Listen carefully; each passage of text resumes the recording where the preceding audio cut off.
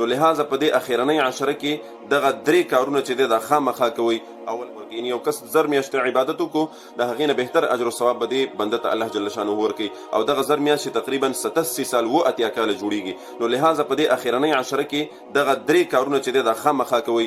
اولنی کار دا دی چې د ماښام نه پس یعنی د ماښام مونځ نه پس یا د ماسخوتن مونځ نه پس د خپل وس مطابق صدقه خامخا ورکوئ. چې څومره ستاسو په وس باندې صدقه په دې اخیرنۍ عشره کې دا خامخا ورکوئ، د دې اهتمام وکئ.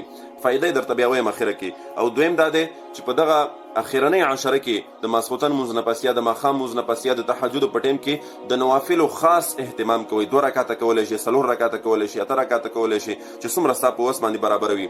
او ورپسې دریم نمبر کار دا دی چې په دې اخیرنۍ عشره کې د ماسخوتن مونځ نه پس یا د ماښام مونځ نه پس یا د پېشمني په وخت کې د سورت اخلاص اهتمام کوئ.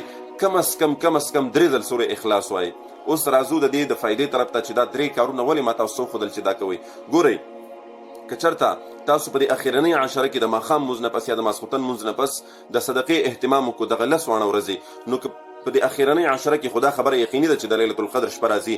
نو که چېرته د لیلة القدر شپه راغله او تا په دغه شپه باندې صدقه ورکړې وه د الله جل شانه د رضا دپاره او د الله جل شانه په لاره کې، نو دا به داسې شي لکه چې تا 87 کال یعنی 80 کال د الله جل شانه په لاره کې صدقه ورکړې ده.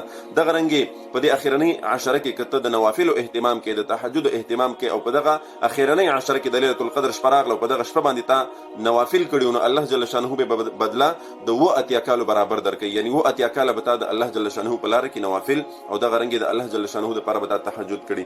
دغه رنګې په دې اخیرنۍ عشره کې که ته د سورة اخلاص اهتمام کې دغه اخیرنۍ 10 شپو کې، نو حدیث کې راځي وایي کوم مسلمان چې 3 ځل سورة اخلاص ویلو نو دته به الله جل شانه د پوره قرآن کریم د اجر ثواب ورکړي. یعنی داسې لکه پوره قرآن ختم کړي. نو که چېرته د لیلة القدر شپه در باندې راغله او تا د سورة اخلاص تلاوت کړی و، نو داسې به شي لکه چې تا 80 کاله د الله جل شانه دپاره د قرآن عظیم الشان ختمونه او تلاوتونه کړي. نو څومره د فایدې خبره ده. لهذا دغه 3 کارونه چې په دې اخیرنۍ عشره کې زموږ ستاسو نه مس نشي، پاتې نشي، خپل هم د دې اهتمام وکړو، نور خلکو ته هم د دې دعوت ورکړو او دغه پیغام د نور ملګرو سره هم شیر.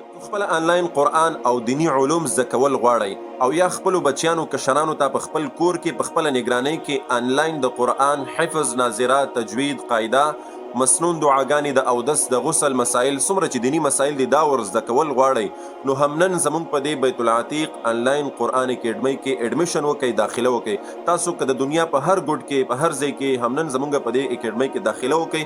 انشاءالله العظیم په احسنه طریقه سره، په بهتره طریقې سره به ستاسو کشرانو ته، تاسو ته دینی زده کړې درکول کیږي.